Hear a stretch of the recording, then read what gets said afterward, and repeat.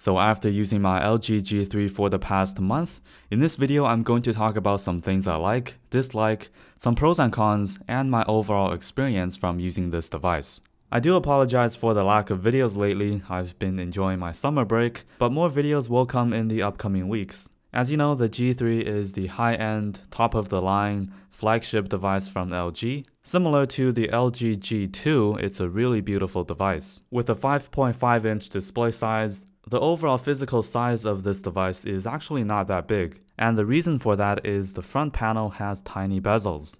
The overall device is made out of a polycarbonate material, so it's quite similar to other Korean phones such as Samsung phones.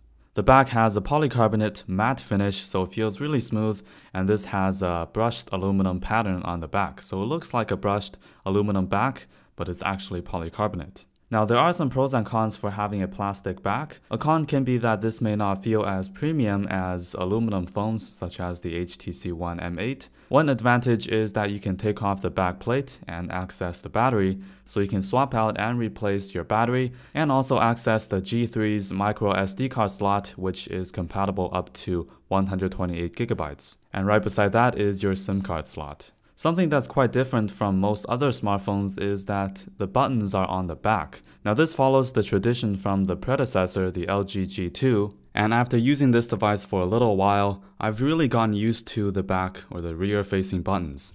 It's much easier to press. I can just use my index finger to change the volume or to turn off or turn on this device. Now let's move on to the screen of the LG G3. This has a 5.5-inch ridiculous 2K display, which is actually 1440p. And the pixel density is 534 pixels per inch, which is quite insane. With this 1440p screen compared to something like the HTC One M8 or the Samsung Galaxy S5 with a 1080p HD screen, to be honest, I couldn't really tell a big difference.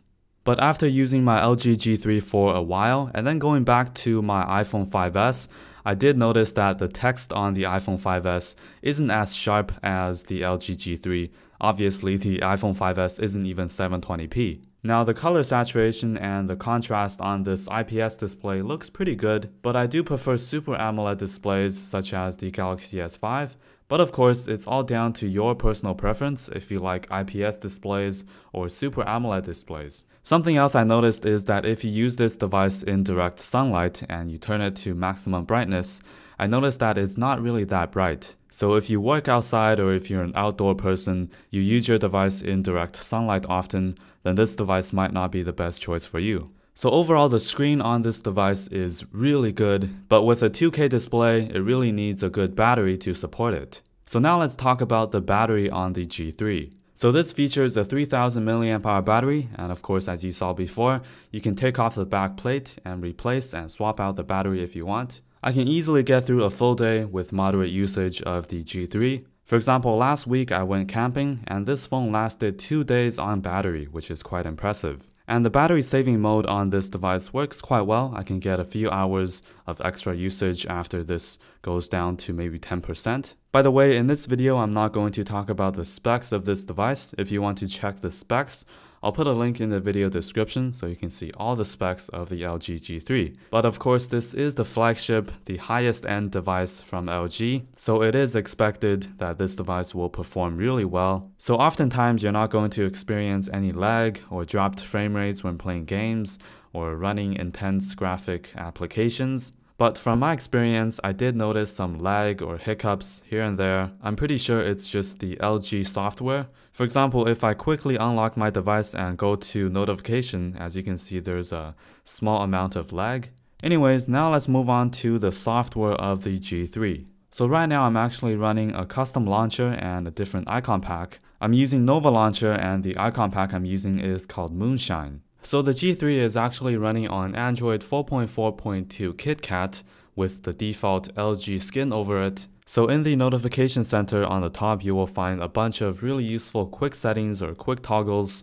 You can also turn on QSlide and it shows a bunch of shortcut applications, and I can launch, for example, the calculator application. And the application opens up as a little window, so I can use the background application and the calculator application at the same time. So this can also be quite useful if I want to watch a video and also browse the web or look at the maps, or look at something else at the same time. Another great feature on the LG software is the NOC code.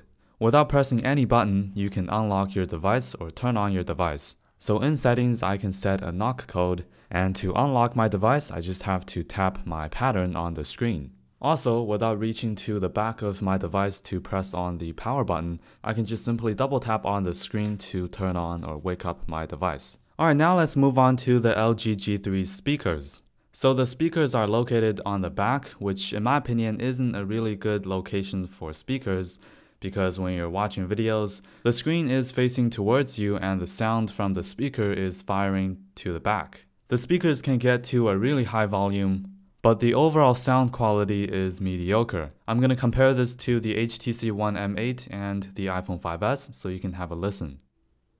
Hey, what's going on everybody, and welcome to my review of the LG G3's camera.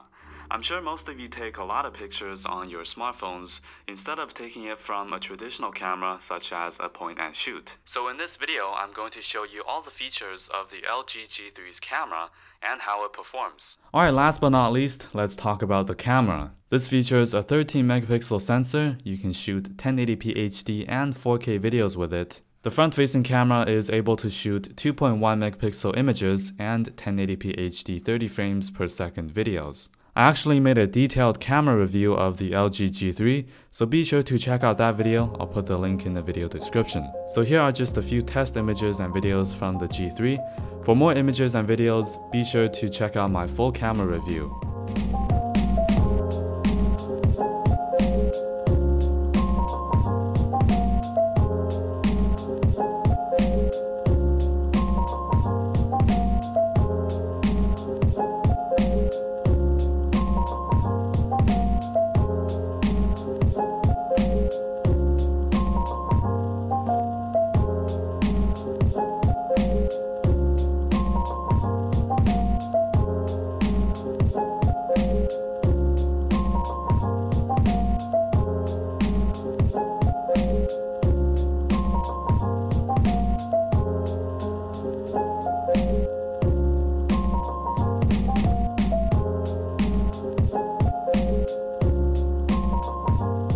So this basically concludes my review of the LG G3 after using it for about a month.